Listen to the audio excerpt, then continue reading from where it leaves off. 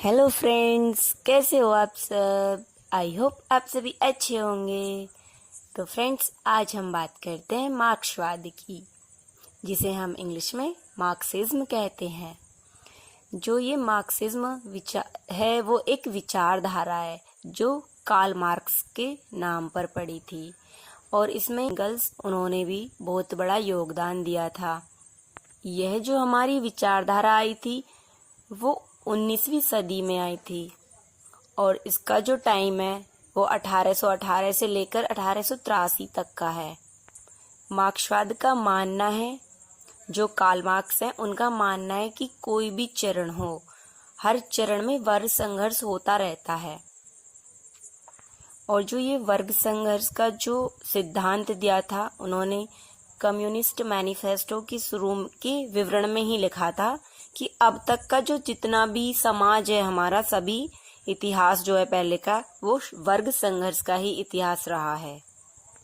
और उनका मानना है कि हर बड़े चरण में, बड़े पैमाने पर दो वर्ग होते हैं।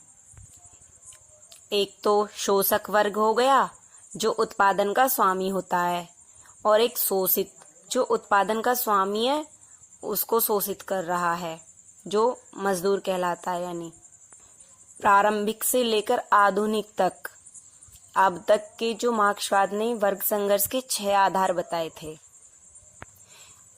पहला उन्होंने बताया आदिम साम्यवाद। उस टाइम उत्पीड़क वर्ग कोई नहीं था, और उत्पीड़क वर्ग कोई नहीं था तो पीड़ित वर्ग भी कोई नहीं था।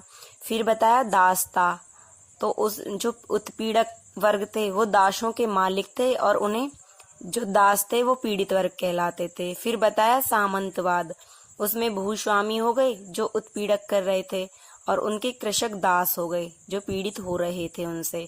फिर बताया पूंजीवाद। पूंजीवाद में पूंजीपति तो वो उन्होंने बुर्जुआ नाम भी दिया था उनका, और सर्वहारा वर्ग वो हो गया जो पीड़ित हो रहा था उस टाइम। फिर बताया समाजवाद। समाजवाद में राज्य के प्रबंधक उत्पीड़क वर्ग कहलाए, और पीड़ित वर्ग कामगार वर्ग कहलाए।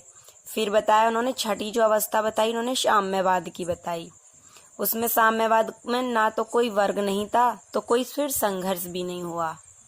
साम्यवादी विचारधारा में उन्होंने बताया कि जो निजी संपत्ति को समाप्त करने और वर्ग विरोध को समाप्त करने के लिए आवश्यक था, यह समाजवादी राज्य समाप्त हो जाएगा, और मानव जो है वो वर्ग विहीन और राज्य विहीन समाज को प्राप्त करेगा, जिसे साम्यवाद कहा जाएगा।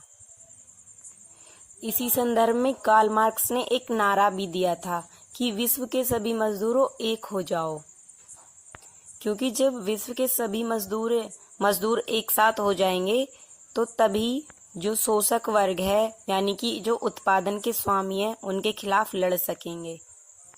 उन्होंने मार्क्सवाद के बहुत सारे कोर पॉइंट्स भी बताए थे, जैसे वर्ग संघर्ष, द्वंद्वात्मक भौतिकवाद। जो द्वंद्वात्मक भौतिकवाद की जो अवधारणा थी, उन्होंने हीगल जो थे विचारक, उनके द्वंद्वात्मक आदर्शवाद की आलोचना से करी है। फिर ऐतिहासिक भौतिकवाद, आधार और अधिरचना, राज्य नियंत्रित बाजार, सामाजिक पूंजी, सामाजिक स्वामित्व की भी बात कही थी उन्होंने। थैंक यू दोस्तों। ऐसे ही हमारी वीडियो देखने के लिए हमारे चैनल को लाइक, शेयर एंड सब्सक्राइब करें।